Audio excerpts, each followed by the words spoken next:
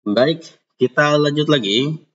Video sebelumnya kita sudah berhasil menghitung ongkir menggunakan raja ongkir juga.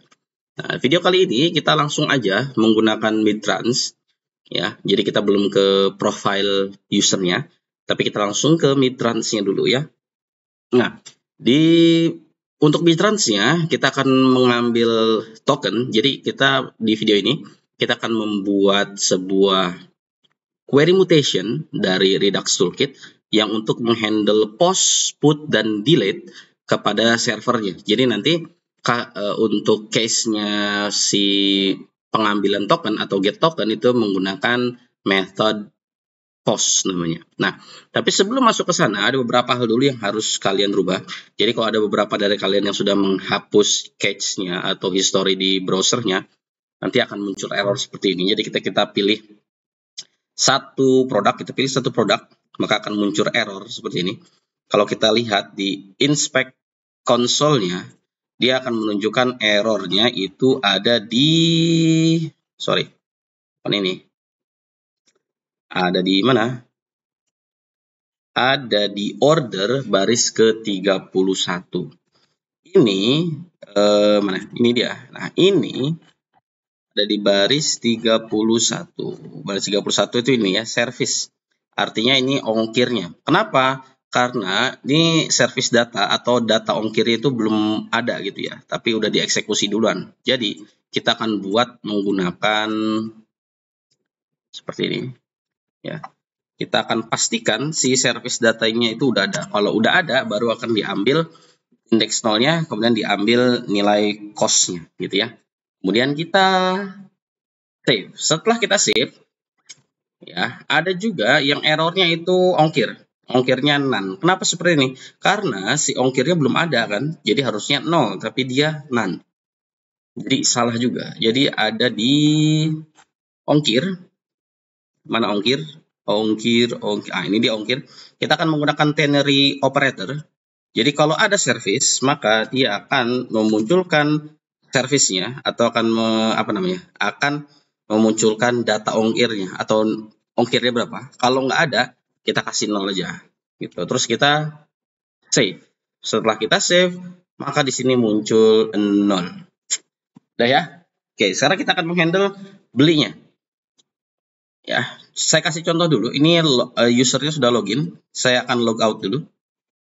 Jadi begini, situasinya. Kalau orang dia belum login, ada user dia belum login, datang ke web kita, dia belum login, terus dia pengen beli, kita harus handle dulu. Dia harus login dulu, atau dia masukin keranjang, dia harus login dulu. Caranya gimana? Kita akan buat sebuah function, ya. Kita akan buat sebuah function di sini. Yang pertama kita bikin card handler dulu ya, card handler. Kita akan bikin sebuah function card handler yang dimana dia nggak bisa menambahkan card kalau dia belum login. Jadi kita harus mengambil nilai ini nih, is auth ya, karena si false kan. Kalau dia true kan berarti dia udah login ya, di dalam state-nya auth gitu. Jadi kita akan ambil const is auth, kita ambil dari Redux store, berarti pakai use selector ya, diambil dari state namanya state auth. Tergantung ya kalian namanya apa. Oke, state auth. Kemudian udah segini dulu. Kemudian cut handler, kita akan bikin sebuah if function. If logic ya. Kalau dia is auth, dia bukan true ya, maka kita akan kirimkan pesan atau pakai easy toast ya. Easy toast sudah pernah saya bahaskan ya. Easy toast ini kemana? Kok nggak bisa? Oke, easy toast nanti kita ini aja. Error gitu. Ya, kita import secara manual aja easy toast-nya berarti ya. Import easy toast. Easy toast from easy toast. Oke. Yang kita masukkan pertama titelnya itu apa? Error ya. Kemudian message-nya itu kita masukin login dulu gitu ya. Login dulu, terserah bahasanya apa. Kemudian position itu positionnya adalah top right ya. Top right, kemudian timeout-nya kita kasih 3 detik. Oke, ini card handler. Terus kita save dulu. Kemudian kita akan bikin juga buy handler-nya. Ya, ini kita ganti, kita ubah jadi buy handler. Nah, keduanya kita akan masukkan ke button sini. Jadi button ini kita akan aktifkan menggunakan on click. Jadi ketika diklik, maka kalau keranjang dia akan menggunakan function card handler. Kalau dia buttonnya beli, on click ya, on click dia akan menggunakan buy handler. Terus kita save. Kita akan coba tutup dulu. Ketika dia masukin keranjang akan muncul login dulu, beli juga login dulu gitu ya. Save. Sekarang kalau dia udah login, kita masukin login ya. Saya pakai si John ini kan. 1 2 3 5 6 7 8. Kemudian kita login. Oke, ketika dia sudah login, salah. Kita masukin yang mana? Masukkan ini ya. Ketika dia sudah login, tapi dia belum masukin alamat, dia harus muncul keterangan di sini. Anda belum masukkan alamat, atau masukin alamatnya dulu, atau apapun. Kita cek di sini address ya. Kita akan cek dulu addressnya di mana? Di sini ya. If addressnya kosong gitu ya, addressnya kosong, maka kita akan easy toast lagi aja. Error, baterai saya mau habis.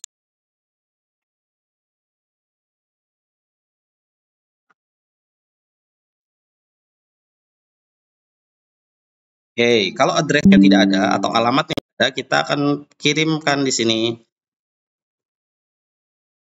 Masukkan alamat ini ya, terus kita save. Ini kita copy lagi ke buy handler.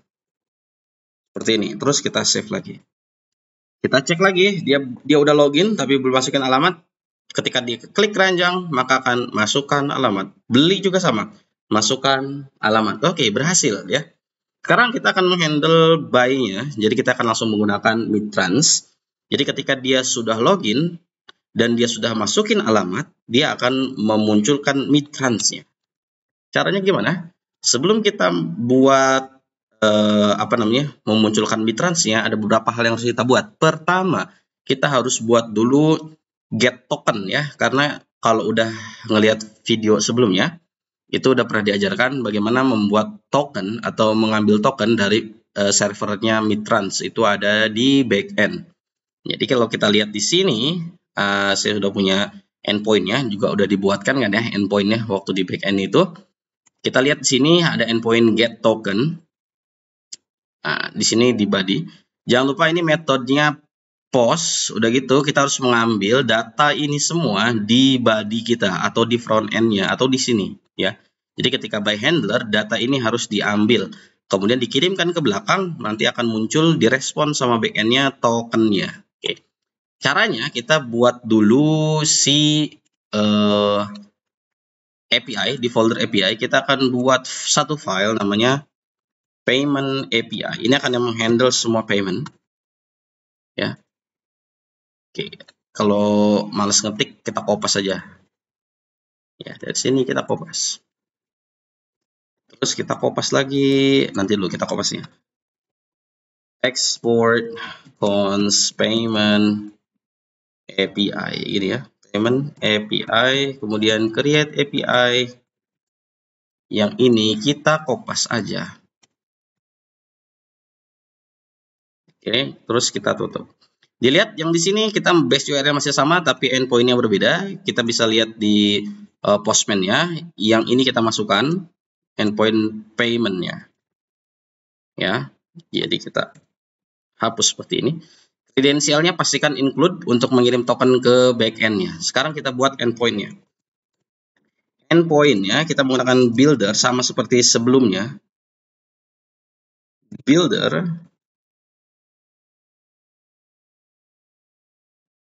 seperti ini. Kemudian kita akan namakan endpointnya, misalkan get token, ya. Kemudian builder mutation, karena kita menggunakan mutation gitu ya.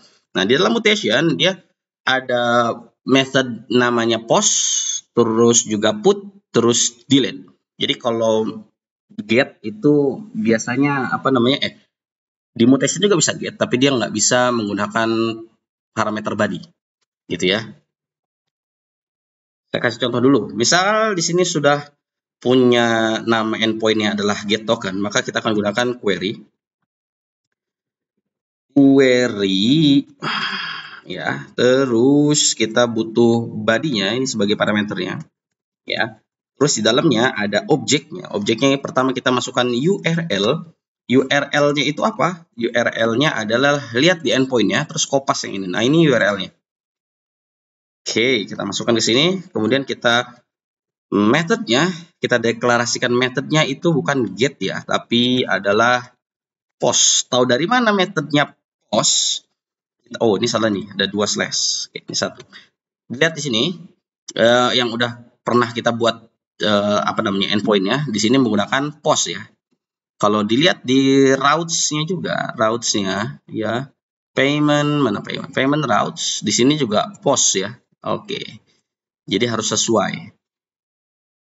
Oke, kemudian kita udah punya parameter body, kita pass body-nya ke dalam method post-nya. Terus kita save.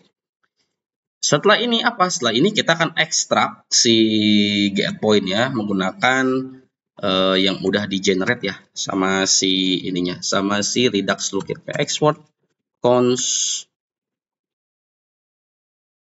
dari payment API, terus kita akan export use get token mutation, terus kita save. Setelah ini apa? Setelah ini kita akan mengimport si payment ini ke store. Kita buka store-nya. Ya, terus kita masukkan di sini reducer payment API titik reducer path payment mana nih? Salah. Ya, payment API reducer. Kemudian juga middleware-nya kita akan masukkan payment API.middleware. Terus kita save. Kita cek webnya berjalan apa enggak. Oke, berjalan normal ya, tapi ini enggak muncul-muncul. Kita buka dulu. Ada yang salah. Oke, kita cek ke depan. Oke, ada yang salah backend-nya. Enggak. Kalau kita refresh dulu coba ya. Sebentar, ini ada error apa? Tiba-tiba.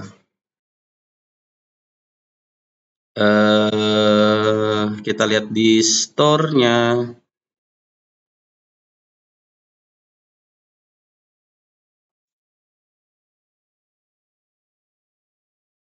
Kita lihat ini ya. Payment API, get token, store-nya tidak ada masalah. Cek dulu. Kayaknya ini dia. Ini produk API kok, produk API. Harusnya payment API. Terus ya salah. Payment API, coba kita save lagi. Kita save lagi. Ya, benar ya. Namanya salah. Sorry. Kita tes sekarang. Misal produknya ini ya. Kita masukin dulu ke detail produk. Seperti ini. Oke. Ketika dia mau beli, nggak bisa ya. Masukin alamat. Kita akan masuk ke order. Yuk, kita akan import dulu si use tadi. Si use get token mutation itu. Kita ambil, oke, sorry. Kalau untuk mutation, kita harus membuat array seperti ini. Kemudian get token. Kemudian dalamnya ada objeknya, kita ambil is loading-nya. Terus kita panggil use get token mutation. Gini ya. Tahu dari mana ini? Cari di sini. Ya. Use mutation react Redux toolkit Ya, nih mutation. Ya, kali-kali baca juga itunya dokumentasinya biar paham. Nih, lihat contohnya. Di sini ya, ini udah kita buat ya. Ini udah kita buat. Nah, ini ada tag types, nanti kita pakai ya yang JavaScript aja. Nanti ini kalau udah masuk ke admin kayaknya baru kita pakai tag types kayak tadi. Nah, ini contohnya ya. Performing mutationnya seperti ini. Tuh ada update-nya, ada post-nya. Terus nah, ini kalau kita mau ngambil data post-nya seperti ini. Ya, ada build query, ada mutation. Nih contohnya di sini ada bisa dilihat ya, dibaca contohnya di sini. Gitu. Kalau saya jelasin juga bisa aja, tapi panjang kali lebar nantinya. Silakan dibaca ininya, apa namanya, dokumentasinya, gimana cara menggunakan si use mutation itu ya. Oke, dah. Kita lanjut lagi ke sini. Ya, jadi kita ambil token, kemudian kita ambil is loading ya. Nah, di mana tadi di by handler kita akan cek apa aja yang harus diambil. Yang pertama ada order ID, ini kita kopas saja lah ya. Kita kopas, kita pindahin ke sini. Kalau dia sudah login, udah gitu udah ngisi alamat ya, baru kita akan buat satu objek data. Di dalamnya tuh ada ini, ya ada order ID, amount, name, email, dan phone gitu. Nah, ini si mana nih? Si nama ini ya, nama ini diambil dari user. Berarti di sini kita akan mengambil user ya. User seperti ini. Terus kita masukin ke sini. Ya. User.name. Nah, kenapa pakai tanda tanya? Udah saya jelasin ya di video-video sebelumnya ya. Oke. Terus username. Kenapa username? Kan udah juga dijelasin, jadi nggak perlu saya jelasin lagi. Ya. Terus user.phone. Amount-nya artinya total dia belanjanya berapa, itu ada di variabel total ini. Berarti kita masukin amount-nya itu adalah total. Kemudian order ID. Order ID ini sudah saya jelaskan juga, dia harus unik. Gimana caranya bikin unik? Kita akan mengambil data tanggal ya, tapi date. Kok sini? Date.now. Nanti hasilnya dia berupa angka-angka gitu ya. Saya akan konsolok dulu biar kelihatan datanya seperti apa. Terus kita save.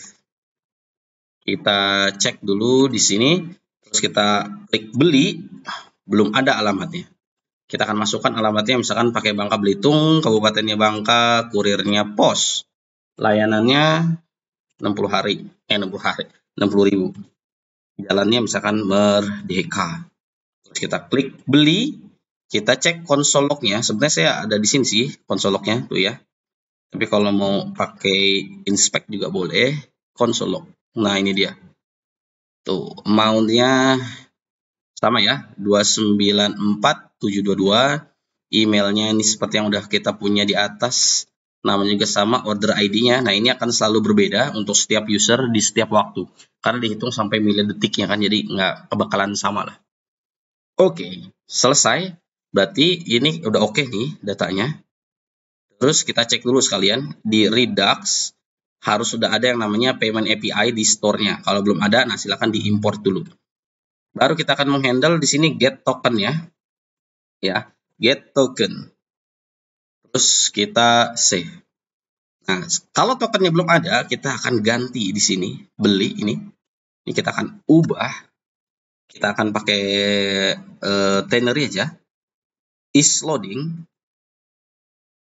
Kalau si get tokennya itu dia loading, maka kita akan ganti menjadi apa dia? Misalkan loading, ya loading.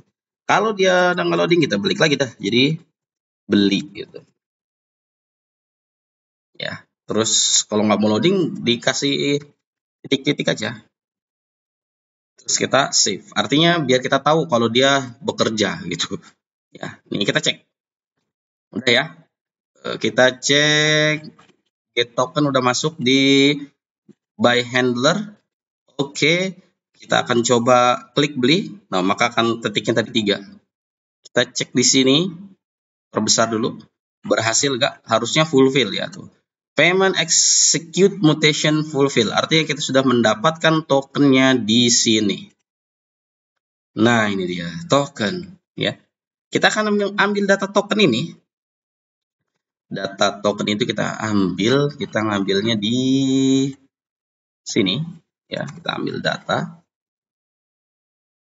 Terus kita log dulu bentuknya seperti apa, biar kita nggak salah cara ngambilnya nanti. Oke, kita log dulu data, kita log di sini. Oh, dia berubah lagi, hilang ya. Oke, kita ambil Bangka Belitung, kabupatennya Bangka, pos layanannya yang 6 hari aja, Merdeka. Terus kita klik beli, terus kita cek tampilan datanya seperti apa. Nah, token, berarti nanti kita ambil data.token gitu ya.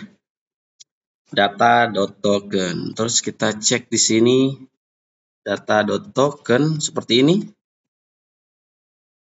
Oke, datanya belum tersedia. Ambil seperti ini. Masih undefined.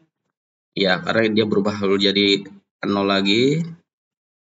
Kurirnya pos. Oke, kita masukin lagi. Merdeka gitu ya. Kita klik beli, tokennya harusnya muncul seperti ini.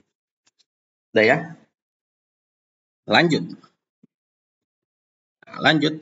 Setelah token ini muncul, baru kita akan membuka snapnya atau pop up-nya dari Mitrans-nya. Gitu. Oke. Mudah-mudahan dimengerti ya. Kalau kecepatan ya bolehlah tanya di bawah. Ini kita hapus saja. Ini kita hapus. Terus kita akan buat di bawah itu kita akan menggunakan use effect. Nah, kita akan menggunakan use effect. Jadi kalau kan dia udah berhasil ya, dia udah berhasil fetch datanya gitu kan. Nah, kita harus mengambil satu lagi status ya. Status. Oke, kita ambil status. Kita bikin use effect. Use effect seperti ini. Kemudian kita masukin dulu yang kosong dulu deh, dependensinya. Kemudian kita akan pakai if status gitu ya. Status sama dengan fulfill. Ini ya. Ini ngeliatnya di mana? Ngeliatnya di sini.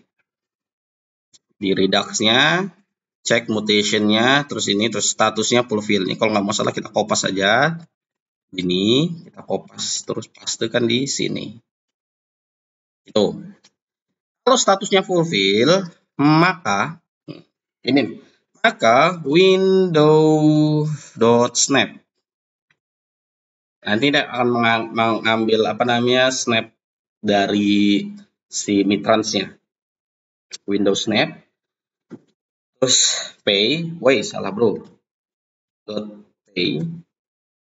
Nah, sebelum saya terusin, kita harus baca dulu dokumentasinya, ya, biar kalian paham. Kalau saya sih bisa aja diisi. Nah, kita lihat dulu ya, ininya di ini technical fact ini udah saya pin di sini, jadi biar saya nggak lupa. Nah, terus kita cari di sini itu React ya. Nah, di sini terus kita cari di bawah sampai bawah. Di sini ada keterangan ini, ada pertanyaan. My developer use React.js front-end framework, sama seperti kita ya. Jadi developer dia menggunakan React.js di depannya. Nah, dia nggak bisa menggunakan Mitrans min.js.snap.js ini nanti yang akan kita gunakan di Windows Snap-nya gitu ya. Caranya gimana? Kalau dia nggak bisa menggunakan ini, what should I do? Caranya gimana? Nah, ini dibaca aja gitu ya. Nah, ini kita copy aja. Ini kita copy ya. Kita copy terus kita pindahin ke depan sini. Nah, cuman ada beberapa yang harus kita ganti. Pertama, ini ya, Mitrans script URL ini harus kita masukkan juga gitu.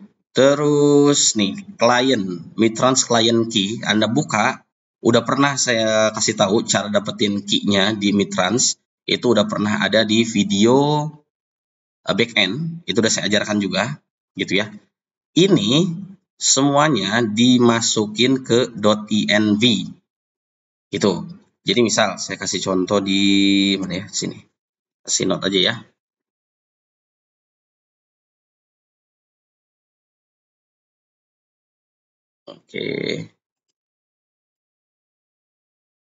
Oke, ini saya kasih lebar dulu.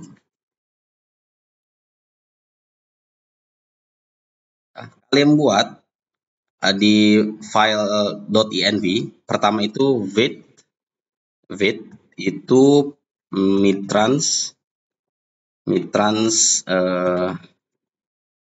client key gitu ya. Client key. Nah, ini masukin. Client key kalian tuh apa? Ya, kalau bingung itu udah pernah di video backend. Cek deh, cari video backend itu udah ada mitrans key-nya. Kemudian kita juga masukin namanya feed mitrans base URL gini ya. Base URL itu masukin yang ini. Jadi ini kalian cut gitu ya. Kalian cut, masukin ke sini. Sebentar, ada azan dulu ya. Saya pause dulu. Ya, dimasukkan ke sini di folder env kalian. Gitu ya. Nah, kalau saya itu sudah dimasukkan di env-nya gitu ya. Sudah saya masukkan di env-nya. Ini jadi saya tutup aja ya. Nah, di sini ini kalian hapus ya, kalau udah tadi dikopas di file.env, berarti kita, kalau saya di sini kita import aja, import.meta.env ya, tadi mid trans URL gitu. Terus di sini yang mid trans client ya dimasukin mid trans clientnya itu apa ya, import.meta mitrans key, tadi saya namanya key gitu ya. Udah, terus jangan di save dulu jangan di save dulu karena window paymentnya belum selesai ya. Nah, ini yang kalau tulisan-tulisan hijaunya mau disiapin juga boleh, mau disiapin, mau nggak dihapus juga nggak apa-apa. Nih, lihat di sini, ini kalau kita masih pakai sandbox ya, berarti nanti URL-nya itu sandbox. Dihapus tadi sandbox ya, tapi nanti production diganti production itunya. Nah, nanti saya contohin deh belakangan. Terus ini kita hapus saja. Nih, keterangannya. Then somewhere else in your component, Windows Snap Global will be available to use. Nah, jadi kita bisa meletakkan Windows Snap itu di mana aja, gitu ya. Nah, saya ngeletakkannya di sini, ya. Jadi ini akan global object, bisa dipakai di mana aja, gampangnya gitu ya. Then you call Windows Snap Pay, maka kita membuat Windows Snap Pay. Nah, gitu. Ini kita hapus saja. Gitu. Ini silahkan dibaca. Ini kalau mau dibaca aja. Kalau mau dihapus juga dihapus saja. Ya, ini saya hapus saja. Nah, sekarang kita akan menghandle ketika si Windows Pay-nya itu udah muncul, ya, mau digimanain tuh sama kita, ya. Windows Pay, kita ambil dulu tokennya. Tadi kan tokennya ada di data, terus token gitu kan, data token. Ya, terus kita akan buat objeknya di sini. Terus di dalamnya, kalau pembayarannya itu adalah sukses, berarti on success gini ya, on success. Terus ada result kan, resultnya mau gimana. Nah, disinilah kita akan gini ya, pakai row function, ada parameternya result. Nah, disinilah kita akan membuat pesanan gitu. Jadi kalau pesanan kalian itu di backend, mana di backend ada order routes kalau nggak salah, terus ada create. Nah, di body ini terus kalian buka si Postman, cari order, terus create order. Terlalu lama nih. Ya. Nih, lihat badinya kan waktu itu di save sama saya, di save jadi biar kita gampang. Nah, nilai-nilai inilah atau objek inilah yang harus kita ambil. Order ID-nya berapa, usernya apa, alamatnya apa, phone number-nya apa, subtotalnya berapa, payment-nya berapa, ongkirnya berapa, products-nya apa. Nah, kita masukin semua itu di sini. Gitu ya. Nah, nanti kalau kita bayar ya di kan muncul tuh pop up si Mitransnya, terus kita bayar ya kan lewat virtual account misalnya. Nah, kalau udah hasil, maka dia akan mengeksekusi si create ini, si post create ini. Nah, ini si post create ini. Gitu. Ya. Jadi caranya begitu. Nah, untuk bisa seperti itu ya, itu agak panjang. Jadi akan saya teruskan di video berikutnya. Jadi video kali ini hanya membuat validasi ya. Pertama itu card handler, kemudian buy handler. Terus juga kita memasukkan ini ya. Kita memasukkan base URL sama key-nya itu ke di sini ke index HTML-nya. Jadi normalnya kalau kita nggak pakai React ya, kita masukin di sini nih. Si mana tadi ini? Nah, si URL ini, Mitrans URL itu kita masukkan di sini. Ya, sama si client ID-nya. Client ID sama si key Mitransnya itu dimasukin di sini. Ya, di setelah meta juga bisa, di bawah meta juga. Pokoknya di head-nya ya. Nah, itu masukin di sini. Karena kalau kita langsung masukin di sini, nanti semuanya agak error. Itu karena saya udah nyoba gitu ya. Jadi nanti agak nge-freeze layarnya. Jadi kita nggak bisa masukin di sini. Nah, caranya itu seperti ini. Ini dapat dari mana referensinya? Tadi udah saya tunjukkan. Kalian bisa pergi aja ke linknya. Silahkan dibaca-baca di sana. Ya, jadi video berikutnya kita akan melanjutkan kode kita. Ketika si pop-up-nya muncul, kita akan menghandle create create ordernya. Nah, sebelum kita buat create ordernya, kita harus buat dulu order API-nya gitu. Sama kayak seperti ini. Nah, jadi nanti agak panjang juga di sini di videonya. Jadi kita bagi dua aja. Ya, oke, sampai jumpa. Oke, kita save dulu. Sampai jumpa aja. Oke, kita save dulu. Kita lihat di sini webnya berjalan dengan baik atau tidak. Masih baik ya. Kalau kita refresh juga masih ya lumayan baik gitu ya. Oke, jadi kita lanjut lagi di video berikutnya. Sampai jumpa di video berikutnya. Terima kasih.